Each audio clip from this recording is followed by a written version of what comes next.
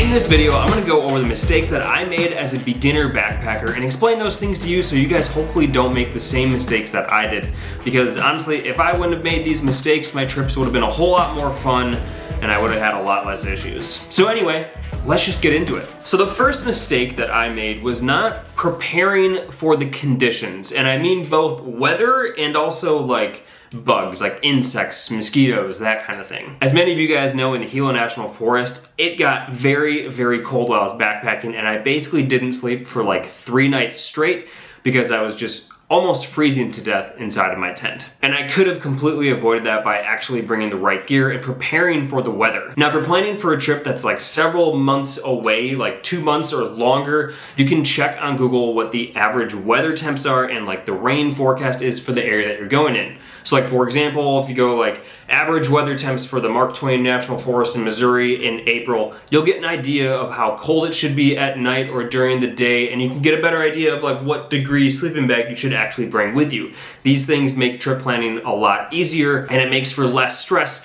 when it comes to actually leaving for your trip. Now, I did also mention conditions, as in the fact that you should prepare for the bugs or the insects that might be out while you're backpacking. On another one of my trips, the video that I had titled like a rainy, swampy backpacking trip, something like that, I left for the trip and the mosquitoes were way worse than I thought they were gonna be. I didn't bring any bug spray with me or anything like that. I think I walked for maybe 5 minutes and turned around, went back to my car and drove to a gas station to buy some bug spray and drove all the way back to start over my trip. It just set me back like an hour because I wasn't prepared for how bad the mosquitoes were going to be. Knowing these things ahead of time is just gonna make your trip much more enjoyable and you have less setbacks when it comes to the actual trip. The TLDR for this is just to do the research and prepare as best as you can for what the conditions are going to be. It will probably make your trip much more enjoyable. The second mistake that I made was bringing overkill gear.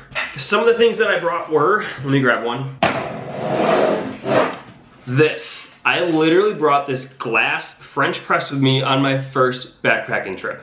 This is so overkill for making coffee, and I'm not joking. This is like literally the exact French press that I brought with me on my first backpacking trip. Granted, these do make fantastic coffee, but in all honesty, instant coffee is kind of the way to go when you're backpacking. And now there's loads of different ways that you can make coffee out on the trail. I actually just made a video on that not too long ago, kind of exploring and testing out the different coffee options, so you guys should check that video out. The second overkill thing that I brought was a big hunting knife. Again, these things are just overkill. When you're backpacking, you really don't need to bring a big knife, and any sort of knife issues or knife uses that you may have can be solved with just like a small folding pocket knife. Number 3 was having multiple fire starters. I would bring 2 ferro rod, like magnesium fire starters with me while I'm backpacking, in addition to a lighter. 2 backups to a lighter is too many. You only need 1. The fourth overkill item was bringing way too much camera gear. More camera gear than I bring with me now when I actually film YouTube videos of my backpacking trips. I would bring multiple lenses, my GoPro, and just batteries on batteries. Way too much stuff. Honestly, if you aren't a filmmaker or a photographer or like a YouTuber, the big overkill camera with all the gear is just too much, and your phone is gonna work just fine. All right, mistake number 3 that I made as a beginner backpacker was not fully understanding my gear. It wasn't that I didn't have the gear, it was that I didn't really have a proper understanding of how it worked or how it felt while I was wearing it. So like when I first started backpacking, I just didn't really have the proper clothing that I needed for backpacking. I remember when I was going on one of my, or I think my first ever trip, I didn't really have any good pants for outdoors activities because I was in college at UW Milwaukee. And so I actually went to Walmart and bought like a cheap pair of like cargo pants that were like 3 sizes too big.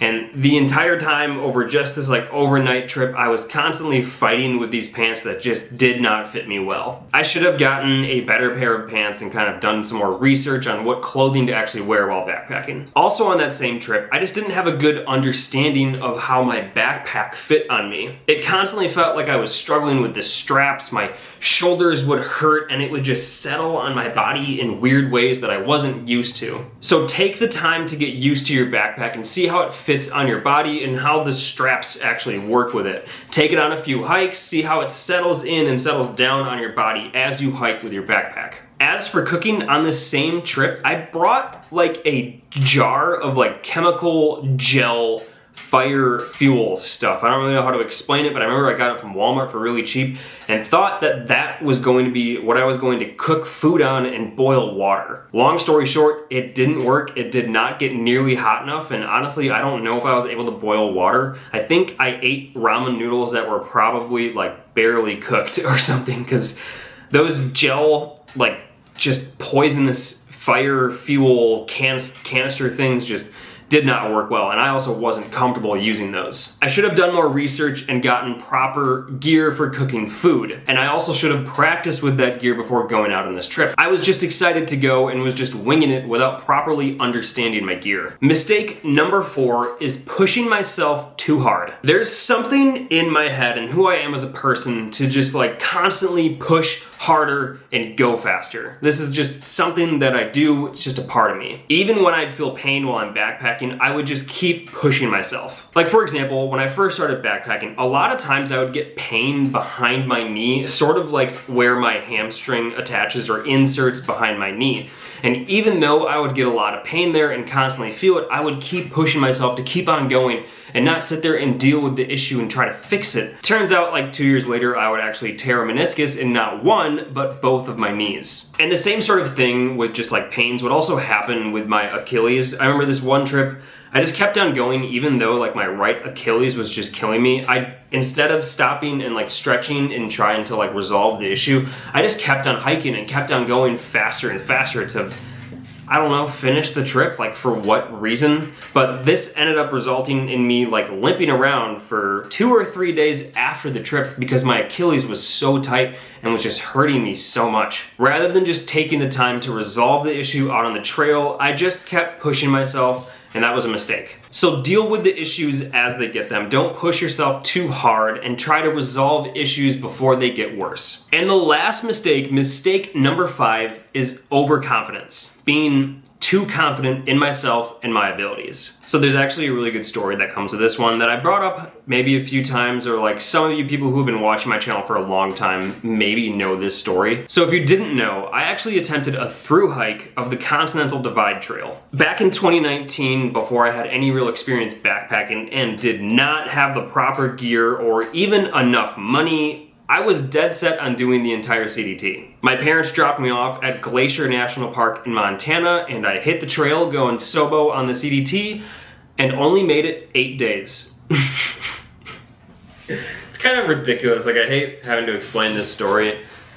It is embarrassing. I really wasn't embarrassed at the time, but like, now that I think about it, it is embarrassing. The main reason that I failed in this wasn't because I was like out of shape or anything. It was just because I was truly too overconfident. I had just finished a college career as a Division I athlete, so I was in very, very good shape and thought I could just do this entire 3,100 mile hike. I was very excited, and I do think that I was prepared in the sense that I had done all the research and I had actually done all of the like planning and preparation needed for this trip. But I was overconfident in the fact that I thought I would be just fine carrying a ridiculous weight that I had on my back.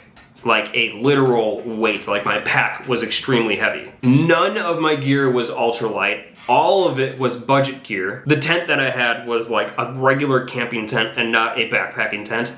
My sleeping bag was big and bulky. My sleeping pad sucked. It was like a $25 Amazon one that was just like terrible. The backpack that I used was one of those like sort of old-fashioned like external frame backpacks, like the kind that literally have like a metal frame on the outside of the pack. It was a cool pack, but there's no way that I would use it anymore. While I did not bring the French press with me, I did bring way too much camera gear like I mentioned before. And I also just like didn't have enough money saved up to do an entire through hike. And ultimately, I just wasn't experienced enough to complete an entire through hike, and I failed because of overconfidence. So when I finally called it quits, I had made it 8 days and about 100 miles on the CDT when I booked the train back from East Glacier in Montana all the way back to La Crosse, Wisconsin. So ultimately what I'm trying to say is take a step back, let go of your ego, and just be realistic with your expectations of yourself. Only plan trips that you know that you can complete, at least until you get more experience while backpacking. What's up, bud? Come here. Oh, people want to say hi to you, Jorge. Ready? Who's a good boy? Who's got a little kitty belly? Little kitty belly. All right, buddy, I need to finish the outro to this video. So there you go, everyone. That is 5 mistakes that I made as a beginner backpacker. And hopefully, as for me telling you these things, you guys don't make these same mistakes, because like I said at the beginning of the video, if I knew these things and didn't make these mistakes, my backpacking trips would have been a lot more enjoyable, and maybe I would have even completed the entire Continental Divide Trail. Who knows? But with that, thank you all for watching this video. Please give me a like if you enjoyed this video. Consider becoming a part of the Patreon family and supporting this YouTube channel, because by supporting me through Patreon, you guys make this YouTube channel possible and help me fund more backpacking trips to make more awesome content for you guys. Thank you all for watching this video. I'll see you in my next one.